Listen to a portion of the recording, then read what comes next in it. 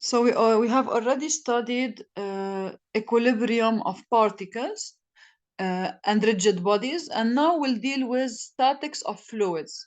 So we'll learn about the pressure variation in a fluid and also about buoyancy effects. To start with, we'll define what do we mean by pressure. Pressure is force per unit area. So let's say if you have No, a certain, yes? we need to take notes or حتبعتي لنا No, I will send you, presentation. of course, I will send you the PowerPoint. Okay. Okay. So if you have a surface and you have a certain force F acting on it, okay, you can say that if I want to determine, you know, the resultant force F, the total force acting on it, you want to determine the force per unit area, which is the pressure. All you have to do is to divide the force applied by the area. The force unit is in Newton, and the area unit is meter square. So pressure will have as unit Newton per meter square, which is equivalent to Pascal. So this is what we call Pascal.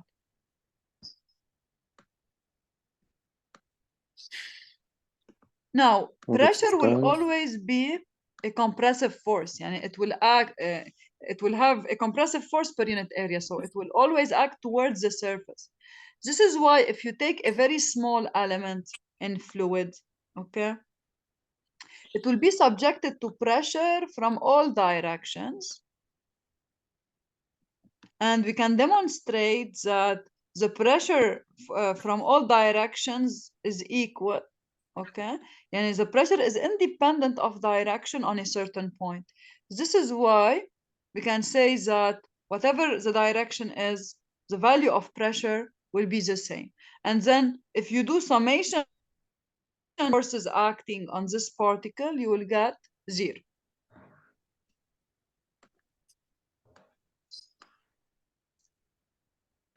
Now, as we mentioned, the compressive pressure force will act always perpendicular to the surface. So if I give you, let's say, a reservoir, and you have fluid inside the reservoir,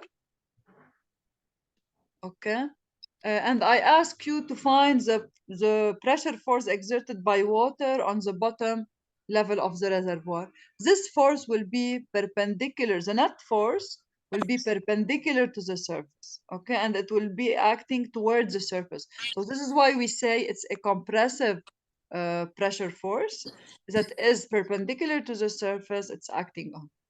Now, the surface could be a real surface as a wall or gate, or it could be an imaginary surface such as one of the boundaries of a control volume. What do we mean by this? For example, if I give you, let's say, a reservoir containing several fluids, fluid 1, 2, 3, okay? I might ask you to find what is the pressure at this level. So at this level, actually, you don't have a real surface. But because I asked you to find the pressure here, you can draw a line and you can consider that you have an imaginary surface here. And to determine what is the pressure acting on it, you should look at all elements above the surface. And you will see after together that if you have two fluids above this level, you should account for the pressure created from fluid 1 and the pressure created from fluid 2, and you add them. Okay, we'll see how to do this in this chapter. Now, to start with, we should understand that the pressure force is a compressive force that is perpendicular to the surface it's acting on. And now we'll learn how to get its expression in this chapter. To start with, okay, in order to demonstrate how we find the expression of pressure from a fluid, we'll take the following small example. Let us say I ask you find what is the pressure force acting on this area. So you have here an area a small area A, okay? This is A, okay? And you know that water will do a pressure on this area, okay? And you want to determine what is the value of this pressure. to do this, it's very similar to statics. So you take a certain element to study. You can consider the following element to study. Why? Because this element is above this area. Okay. If you take this element as system, and because it's in equilibrium, what can you say? You can say that what are the forces acting on this element? You have the pressure from the lower side, and you have the weight of this element. Okay, so if we draw the free body diagram of this element, we have the weight. The weight, we know what the weight is, m times the g. So the weight here is mass times the g. Okay, and we have from the bottom, we have the pressure force. We said that the pressure force from water on the body will be equal to the pressure exerted by water on the body times the area of the bottom A. Okay, now if we consider that the mass here is equal to what? It's rho times volume of the body. What is the volume of this body? The volume of this body is equal to the bottom area times the height h. So if we replace in equilibrium equation, we say that sum of forces in this y direction. So if I take this is the positive y direction, sum of forces equal to 0. What are the forces acting on our element? We have the weight downward, so minus mg, plus the pressure force, so plus PA, equals to 0. So now we can conclude that pressure times area equals to mg. And let us replace m by rho times v. So it's equal to m times g equals to rho times volume, and volume is height times area. Okay, and we have g. So what will happen is that A will be simplified, and you deduce that the pressure resulting from a certain height of fluid is equal to rho times g times h. Okay, of course here in this دكتور problem, yes. هلا هيدي هون it is a proof إنه P is يعني هيدي لازم نحفظها يعني أو كيف؟ ايه انتوا لازم تعرفوا انه اذا عندي fluid above a point, the pressure exerted at this point هي rho of the fluid times the g times the height of the column of fluid above the point. يعني بس Okay? الهايت from the From the surface point, area. from the surface to the point. هلا عادة شو بيكون في فوق؟ بيكون في P atmospheric. اتفقنا؟ لأنه الاتمospheric pressure negligible compared to pressure in liquids بنشيلها، بس هو to be إذا بدنا نكون كتير دقيقين شو لازم نزيد forces؟ لازم نقول إنه هون في الاتموسفير، يعني كمان في الاتمospheric pressure acting downward في atmospheric. اوكي، ساعتها وقت نعمل البالانس بيطلع معنا انه اذا باخذ الفورس حتكون P atmospheric times الاريا. So عندي صار البريشر فورس والويت لتحت بينما البي لفوق. So if I write the balance بيطلع لي P equal rho GH plus P atmospheric. بس لأنه عادة P atmospheric is very small, especially إذا عندكم height كتير كبيرة، يعني لأنه rho of liquids is already high. Okay, and if you have a certain height also that is considerable, this term will be dominant over P atmospheric. منشان هيك عادة منشيلها ومنقول إنه إذا بس في عندي liquid of column of liquid above a point بقدر أقول إنه هي rho GH. بس on the other hand, if you have a high pressure here حسميها P0, then you should say that I should add to this the pressure at point 0 at the surface, which is P0. Okay? Doctor, can you repeat أمتين ننزل of atmosphere؟ هي على طول لازم تنزل، بس هن بيعتبروها اوقات negligible. يعني هي على طول اذا عندك free surface، اوكي، هيدي الفري surface مش exposed to the atmosphere، او بتكون صح. exposed to the atmosphere، او انت you can impose a certain pressure in the room. يعني مثلا نقول هنا على طولك انه the room pressure is given، P room is given. Okay, so at this level here you have the pressure of the room that is acting on your fluid. So when you do the balance, you should say in addition to this column of fluid above this point, شو عنا كمان? We have also the pressure coming from the room. So the total pressure experienced here will be equal to the pressure which is coming from the fluid, اللي هي rho GH, plus the pressure that is coming from the surrounding, اللي هي P room. So you add P room. هلا in case نحن بالatmospheric condition, in general, this value will be small compared to rho GH. This is why we can neglect. بس هي always موجودة. اوكي، الا اذا انت خالق vacuum. If you create vacuum in the room بتصير ال pressure created على surface zero. اوكي، يعني نحن عم نجيب التوتال بريشر تحت هي. نحن على طول نحن عم نجيب التوتال بريشر، لانه مثلا في يكون عندنا تو liquids مثلا. يعني اذا بقول لك هيدا fluid 1 عنده height H1، برجع بقول لك في fluid ثاني هون مثلا let's say oil. You have oil above water, for example. Okay, so here you have water and here you have oil.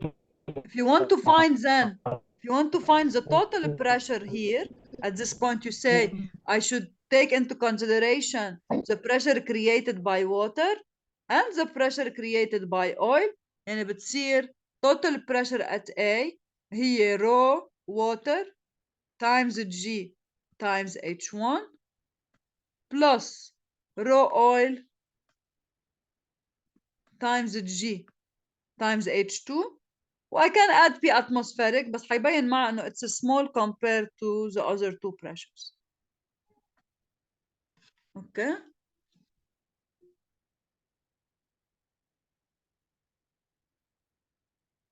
اوكي دكتور. Other questions? Okay.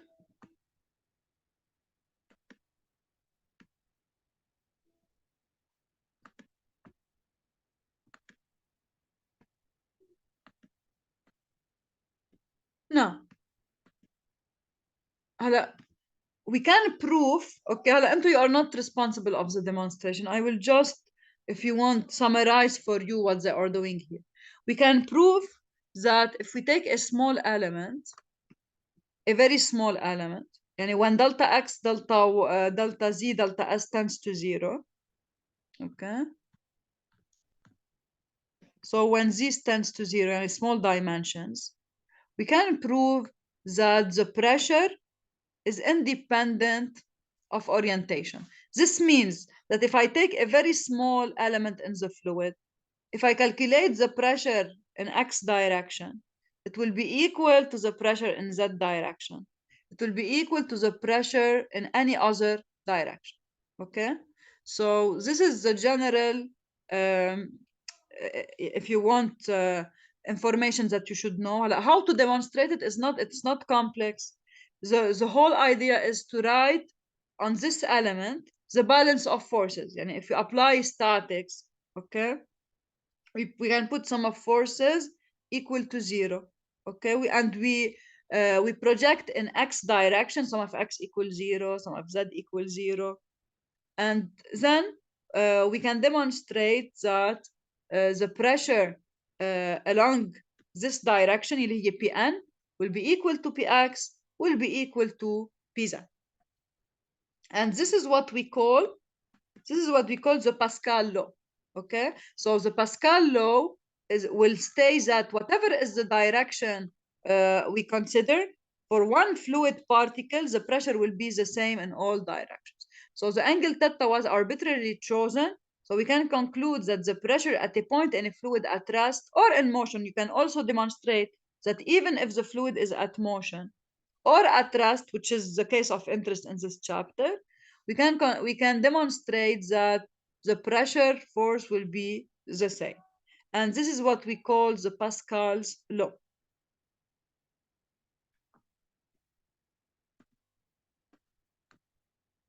Now, next step, we can demonstrate for fluids at rest that the pressure will only vary in vertical direction. And if I consider, for example, a reservoir, and I have a fluid inside my reservoir, okay? This fluid is at rest. If my fluid is at rest, if I move horizontally, the pressure cannot vary. The pressure will only vary vertically. As I move down, the pressure will increase. And as I move up, the pressure will decrease. Okay, so this is why we say that the derivative of pressure with Z, if we take Z axis a vertical upward, okay, dP by dZ, what is gamma? Gamma is rho times G, okay? So dP by dZ is minus rho times G, okay? What can we conclude from this? أصلاً already we have demonstrated this together now لأنه شفنا إنه delta P is equal to rho G times the depth, rho GH, مظبوط? So this is equivalent to this form. يعني the pressure is linear, the pressure variation is linear with depth variation, okay? And more we go deep into the fluid, larger the pressure will be. This is why بما انه Z is positive up, نحط هون minus. يعني if Z will increase, يعني the depth will decrease, the pressure will decrease. Okay? So how can I apply this formula? If I have a certain fluid, I give you rho of the fluid, I give you G.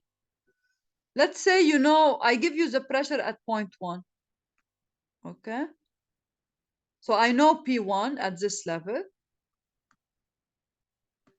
And I want to calculate the pressure at any other point.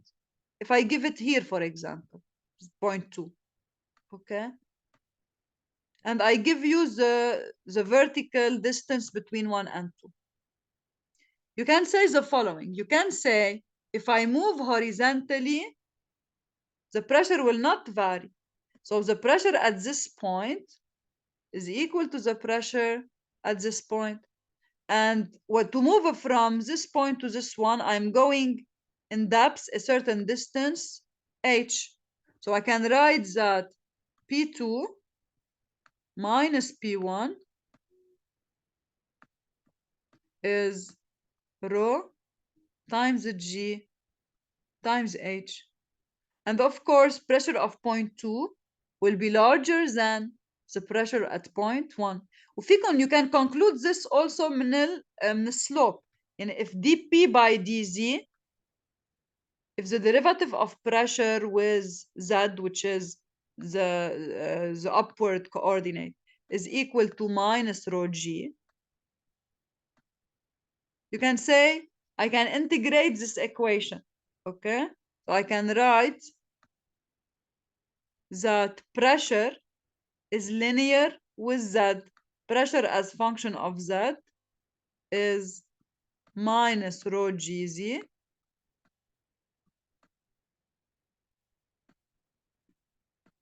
plus constant.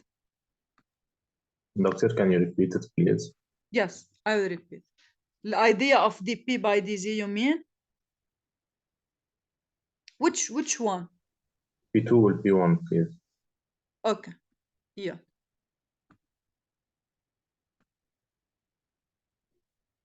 If you have a fluid, okay? If you have a fluid, as you move downward, what will happen to the pressure?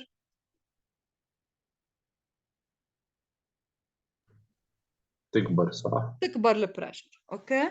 And the pressure is proportional to the depth, okay? يعني أنت Let's say you know the pressure at point 1.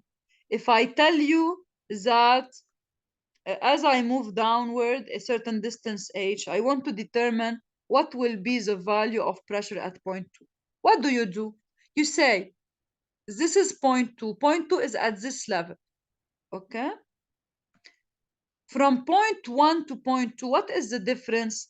I move downward in the fluid a distance h. So my pressure will increase, okay? And we have demonstrated that the pressure due to a certain height h of fluid is equivalent to what? To rho times g times h, okay?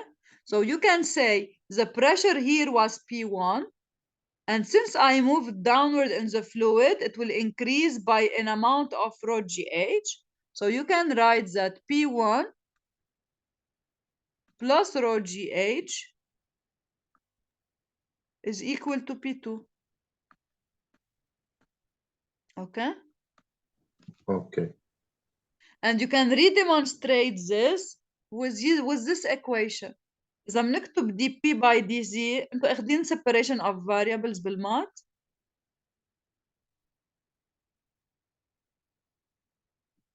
Did you take the separation of variables in math شيء؟ No.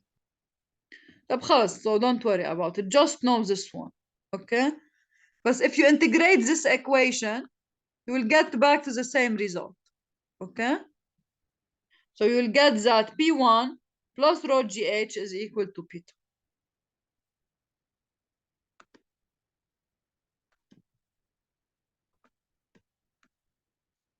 I will take some examples to see how we apply this, okay? And for example, let us say you have the following figure, okay? You have air and you have water. Whenever they put for you on a surface, so this symbol, triangle, and it's a free surface. The free surface is a surface separating two fluids. So this is the symbol, it's a triangle, okay? You have from this side water, from this side you have air, okay? And at the surface, the pressure here is equal to the atmospherical pressure. So P equal P atmospheric. Now, in reality, the pressure will vary inside air. If I move upward, for example, if I move up in air, the pressure will decrease. Because as I move up, the pressure will decrease. As I move down, the pressure will increase. So I can say that if I'm moving up in air, my pressure will decrease. And what will be the amount of this decrease? And if I moved up a distance b, I can say that the pressure at this level is equal to P at the surface minus rho of air times G times the height B, okay? Then if you move up, you put minus rho GH. If you move down, you put plus rho GH. But because the density of air is in general very small, okay, we consider that the pressure variation in air is not really high. However, if you take water, when you move down in water, the pressure will increase. And since raw water is high, okay, then any small depths will include certain change in pressure. So we can say because we move downward a distance h, then to determine what is the pressure at this level, we just have to do P at the surface, which is PA atmospheric, plus rho of water, and raw water is 1000 and it's considerably high. Raw water times G times H. Okay?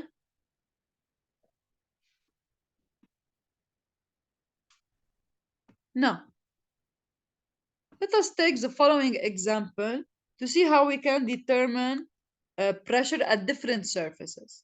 If I give you the following figure, you have several layers of fluids. And you have first, they are telling you that we have a certain surface here of known pressure. What is the pressure of this surface? The pressure of the surface is given equal to P1. Okay.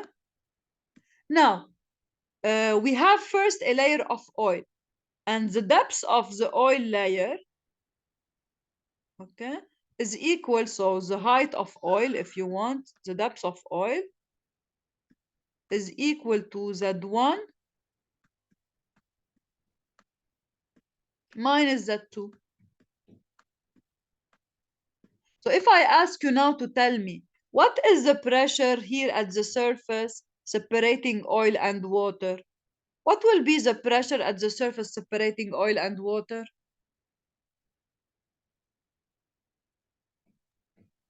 Is rho P1 V H, which is Z2 minus Z1. Yes, H هي Z1 minus Z2. ليش لأنه Z1؟ لأنه ال Z positive upward. يعني Z1 is larger than Z2. Okay? So we can write the following. We can write إنه P2 minus P1 is equal to rho of oil times G times Z1 minus Z2. أو هن إذا بدكم كتبوها Z2 minus Z1 بس شو رجعوا حطوا هون؟ حطوا minus. Okay? Because Z2 minus Z1 is negative. So in this way, I know P1, I know Z1 and Z2, and of course rho of oil. I can determine P2. I say that P2 will be equal to P1 plus what? Plus the pressure coming from oil, اللي هي rho of oil times G times height of oil, which is Z1 minus Z2. In this way, I can determine what is the pressure at this level. Now, if I want to determine the pressure at this surface between water and glycerin, okay? Yalla, who can tell me what is the pressure at this level, P3? What is P3? P3 is P2 plus P1. P2 plus P1. Okay. No. P2 The plus idea. P1. No. P2 plus speed of water. Yes. Okay. P2 plus P of plus water. P of water. لأنه at this level, what is the pressure? P2. Pressure of. Okay. وقت رحنا من 2 ل 3, what is the addition? We have we went into water, and we have a certain depth H of water. So we can say that P3 is P2 plus rho water times G times H water. And H water is what? Is Z2 minus Z3.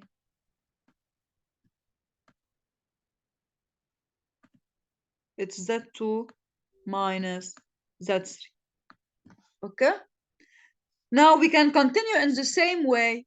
We can say now that to determine the pressure of at this level between glycerin and mercury, we already know what is P3. Okay? So pressure at 4, pressure at point 4 is pressure at 3 plus what? Now I should take which height? The height of the glycerin layer, H glycerin. So plus rho glycerin times G times H of glycerin. So, and H glycerin is Z4 minus Z3. Okay. Similarly, we can determine what is the pressure at 0.5. Okay. Now, the idea is that in general, you don't have to divide it in this very detailed way. Why? And if they just ask you, for example, what is the pressure at this surface? you can directly say, let me move from 1 to 5 directly. Okay, so this is point 1. I don't have to determine what is P2 because I didn't ask for what is P3, P4. You can just directly move from 1 to 5. So if you want to do this, if they didn't ask you what is P2, P3, P4, you can say, I will start from here and move downward. Since I started from point 1, I say P1. P1 plus, first I move through a layer of oil.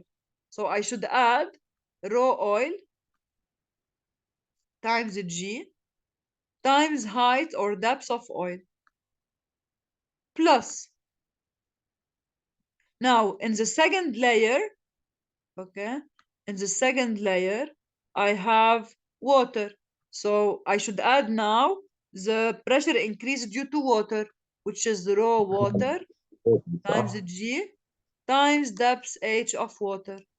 Plus, after this, I'm moving in glycerin. So I should add plus raw glycerin times G times H of glycerin. Plus, the final layer is the layer of mercury. So plus raw mercury times G times depth or thickness of the mercury layer equals to what? Now I reached the point of interest. I reached 0.5. So this is how I can stop and say this is equal to the pressure at 0.5. Okay.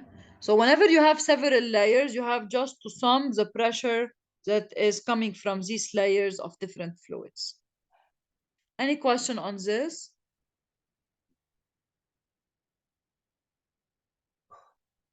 Okay.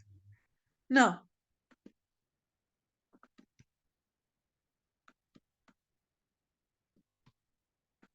what do we mean by absolute and gauge pressure?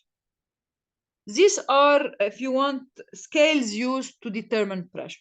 When we say absolute pressure, then zero absolute pressure will be the minimum pressure we can reach. Okay, and we cannot have negative absolute pressure. The minimum possible pressure we can reach is zero absolute. Okay, so if I say P equals 0, and this is complete, if you want, this is complete vacuum. I cannot go below this pressure. Okay, now we are familiar a lot with the atmospherical pressure because it's the pressure of our atmosphere. So P atmospheric is the pressure of the surrounding, and it is nearly equal to 101 kilopascal, or what is equivalent nearly it's equivalent to 1 bar, because 1 bar is 10 to the power 5 Pascal. And as we mentioned, Pascal is the unit of pressure. It's a Newton per meter square. Okay. Now, because the atmospheric pressure is very known, sometimes we put it as reference for the pressure. And if we consider that instead of taking the absolute reference for pressure, okay, which is the level at which we have zero absolute pressure that we cannot go below, if we decide to put the reference of pressure on P atmospheric, then we can have what we call negative and positive pressure. Okay, and then this pressure is expressed as gauge pressure. If you are above the atmospheric level, the gauge pressure is positive. If you are below the atmospheric pressure, the gauge pressure is negative. And we say sometimes also, instead of talking about negative gauge, we can talk about vacuum. Okay, so if I give you a certain, if I tell you the pressure is 10 kilopascal vacuum of vacuum pressure, so 10 kilopascal of vacuum pressure is equal to minus 10 kilopascal of gauge. And who can tell me in absolute value it's equal to what?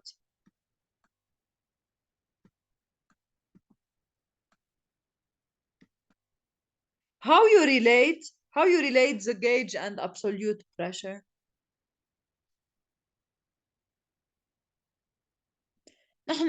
We said that we changed the reference for pressure. Okay, لما نحط الريفرنس على atmospheric pressure بتصير هي الزيرو لإلنا. So we can say that P gauge, the gauge pressure, is P absolute minus P atmosphere. Okay, so if I tell you minus 10 kilopascal gauge to get what is P absolute, you do the gauge pressure, P gauge, plus P atmospheric.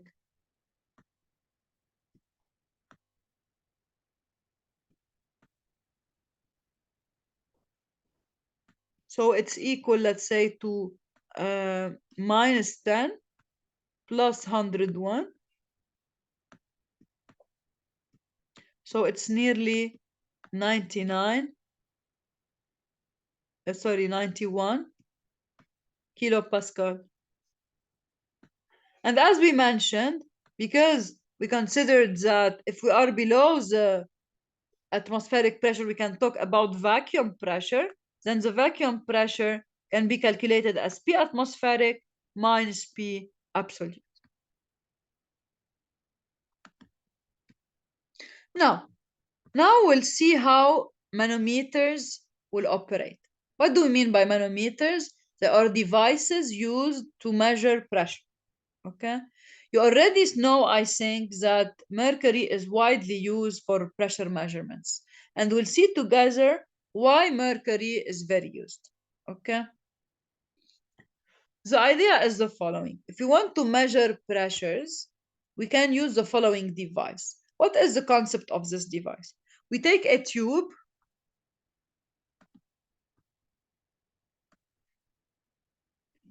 we fill it with mercury,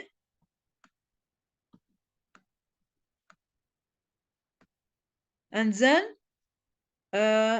we reverse it and put it in a reservoir of mercury. When we do this, the fluid level in the tube will move a little bit downward, and this will create like vacuum in the upper portion of the tube. Okay, now with time, what will happen, because you have a very low pressure here, mercury will evaporate and vapor will be present in this part. And this is what we call, this is why we say that the pressure here at equilibrium is vapor pressure. After reaching equilibrium state, we have vapor pressure here, and we can measure it experimentally. So what is nice about mercury is that the vapor pressure of the mercury is very small. It's nearly zero. Okay,